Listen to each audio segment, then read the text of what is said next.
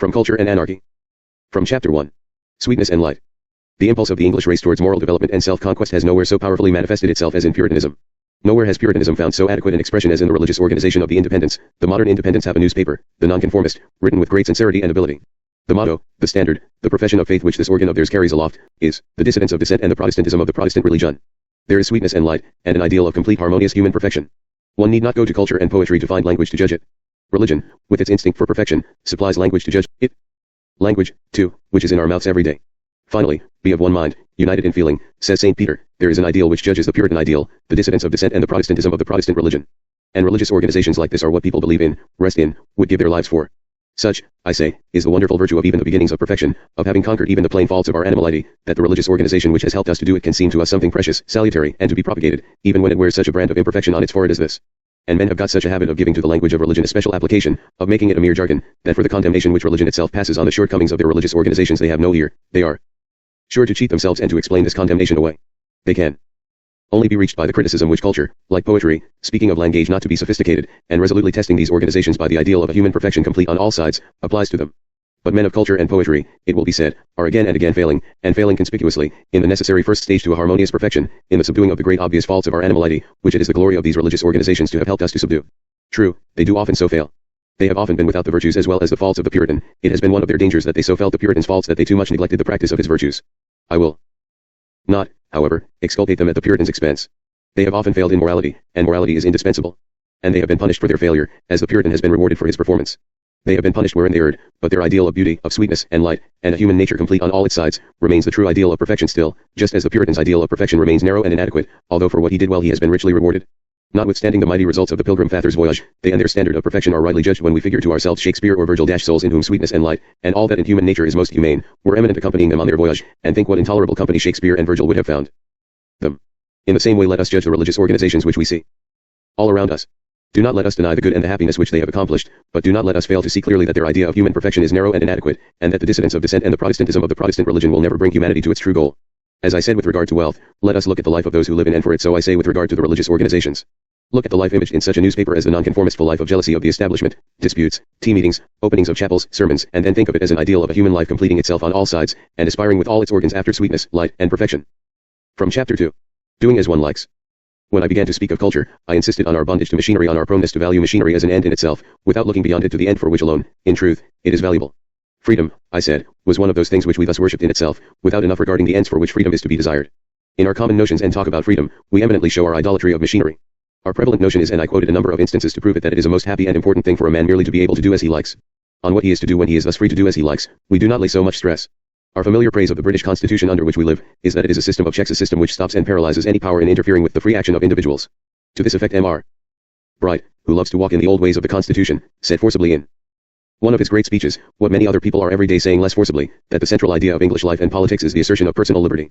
Evidently this is so, but evidently, also, as feudalism, which with its ideas and habits of subordination was for many centuries silently behind the British Constitution, dies out, and we are left with nothing but our system of checks, and our notion of its being the great right and happiness of an Englishman to do as far as possible what he likes, we are in danger of drifting towards anarchy. We have not the notion, so familiar on the continent and to antiquity, of the state, the nation in its collective and corporate character, entrusted with stringent powers for the general advantage, and controlling individual wills in the name of an interest wider than that of individuals.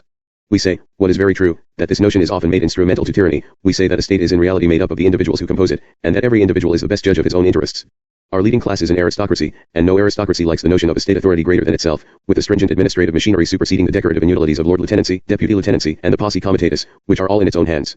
Our middle class, the great representative of trade and dissent, with its maxims of every man for himself in business, every man for himself in religion, dreads a powerful administration which might somehow interfere with it, and besides, it has its own decorative inutilities of vestrymanships and guardianship, which are to this class what lord lieutenancy and the county magistracy are to the aristocratic class, and a stringent administration might either take these functions out of its hands, or prevent its exercising them in its own comfortable, independent manner, as at present.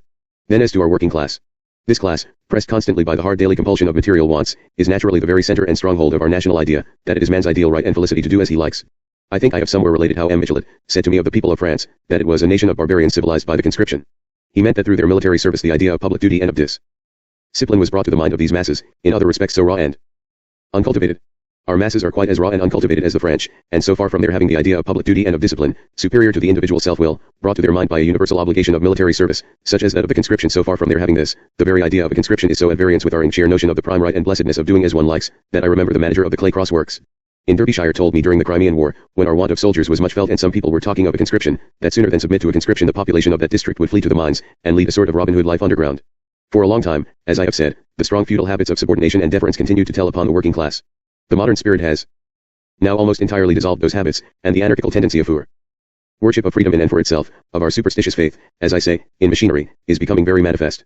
More and more, because of this our blind faith in machinery, because of our want of light to enable us to look beyond machinery to the end for which machinery is valuable, this and that man, and this and that body of men, all over the country, are beginning to assert and put in practice an Englishman's right to do what he likes, his right to march where he likes, meet where he likes, enter where he likes, hoot as he likes, threaten as he likes, smash as he likes. All this, I say, tends to anarchy, and though a number of excellent people, and particularly my friends of the Liberal or Progressive Party, as they call themselves, are kind enough to reassure us by saying that these are trifles, that a few transient outbreaks of rowdyism signify nothing, that our system of liberty is one which itself cures all the evils which it works, that the educated and intelligent classes stand in overwhelming strength and majestic repose, ready, like our military force in riots, to act at a moment's notice, yet one finds that one's liberal friends generally say this because they have such faith in themselves and their nos. Trums, when they shall return, as the public welfare requires, to place and power.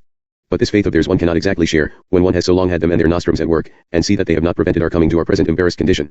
And one finds, also, that the outbreaks of rowdyism tend to become less and less of trifles, to become more frequent rather than less frequent, and that meanwhile our educated and intelligent classes remain in their majestic repose, and somehow or other, whatever happens, their overwhelming strength, like our military force in riots, never does act. How indeed should their overwhelming strength act, when the man who gives an inflammatory lecture, or breaks down the park railings, or invades a Secretary of State's office, is only following an Englishman's impulse to do as he likes, and our own conscience tells us that we ourselves have always regarded this impulse as something primary and sacred. Mr. Murphy lectures at Birmingham, and showers on the Catholic population of that town words, says the Home Secretary, only fit to be addressed to thieves or murderers. What then? Mr. Murphy has his own reasons of several kinds. He suspects the Roman Catholic Church of designs upon Mrs. Murphy, and he says if mayors and magistrates do not care for their wives and daughters, he does. But, above all, he is doing as he likes, or, in worthier language, asserting his personal liberty. I will carry out my lectures if they walk over my body as a dead corpse, and I say to the mayor of Birmingham that he is my servant while I am in Birmingham, and as my servant he must do his duty and protect me. Touching and beautiful words, which find a sympathetic chord in every British bosom. The moment it is plainly put before us that a man is asserting his personal liberty, we are half disarmed, because we are believers in freedom, and not in some dream of a right reason to which the assertion of our freedom is to be subordinated. Accordingly, the Secretary of State had to say that, although the lecturer's language was only fit to be addressed to thieves or murderers, yet, I do not think he is to be deprived, I do not think that anything I have said could justify the inference that he is to be deprived of the right of protection in a place built by him for the purpose of these lectures, because the language was not language which afforded grounds for a criminal prosecution. No, nor to be silenced by mayor, or Home Secretary, or any administrative authority on earth, simply on their notion of what is discreet and reasonable. This is in perfect consonance with our public opinion, and with our national love for the assertion of personal liberty. From Chapter 5. Poro unum est necessarium. Sweetness and light evidently have to do with the bent or side in humanity which we call Hellenic. Greek intelligence has obviously for its essence the instinct for what Plato calls the true, firm, intelligible law of things, the law of light, of seeing things as they are. Even in the natural sciences, where the Greeks had not time and means adequately to apply this instinct, and where we have gone a great deal further than they did, it is this instinct which is the root of the whole matter and the ground of all our success, and this instinct the world has mainly learned of the Greeks, inasmuch as they are humanity's most signal manifestation of it.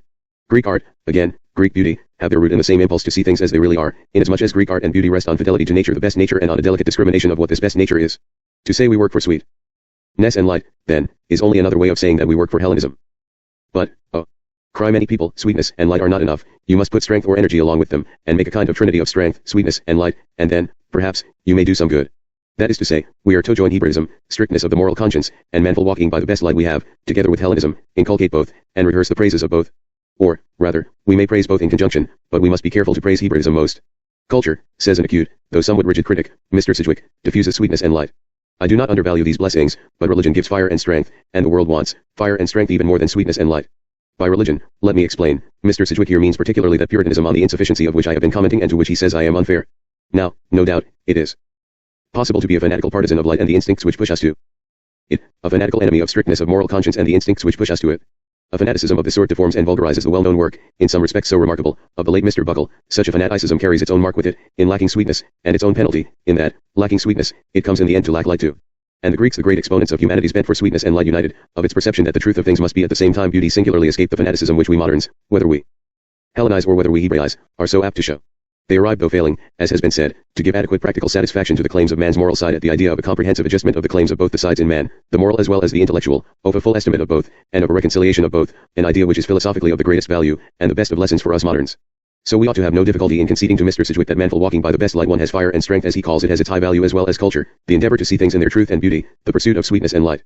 But whether at this or that time, and to this or that set of persons, one ought to insist most on the praises of fire and strength, or on the praises of sweetness and light, must depend, one would think, on the circumstances and needs of that particular time and those particular persons. And all that we have been saying, and indeed any glance at the world around us, shows that with us, with the most respectable and strongest part of us, the ruling force is now, and long has been, a Puritan force, the care for fire and strength, strictness of conscience, Hebraism, rather than the care for sweetness and light, spontaneity of consciousness, Hellenism. Well, then, what is the good of our now rehearsing the praises of fire and strength to ourselves, who dwell too exclusively on them already? When Mr. Sidgwick says so broadly, that the world wants fire and strength even more than sweetness and light, is he not carried away by a turn for broad generalization? Does he not forget that the world is not all of one piece, and every piece with the same needs at the same time? It may be true that the Roman world at the beginning of our era, or Leo X's court at the time of the Reformation, or French society in the 18th century, needed fire and strength even more than sweetness and light.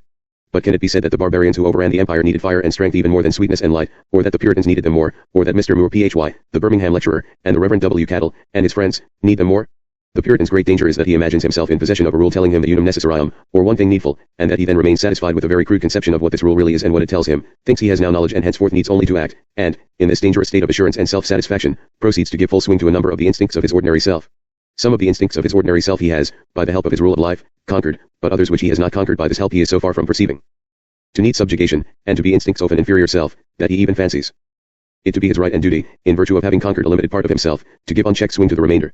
He is, I say, a victim of Hebraism, of the tendency to cultivate strictness of conscience rather than spontaneity of consciousness. And what he wants is a larger conception of human nature, showing him the number of other points at which his nature must come to its best, besides the points which he himself knows and thinks of.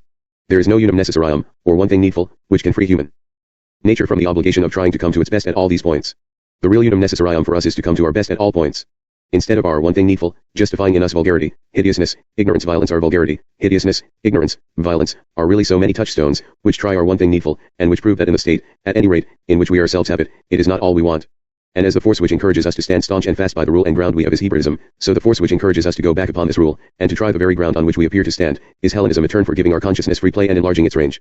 And what I say is, not that Hellenism is always for everybody more wanted than Hebraism, but that for the Reverend W. Cattle at this particular moment, and for the great majority of us its fellow countrymen, it is more wanted.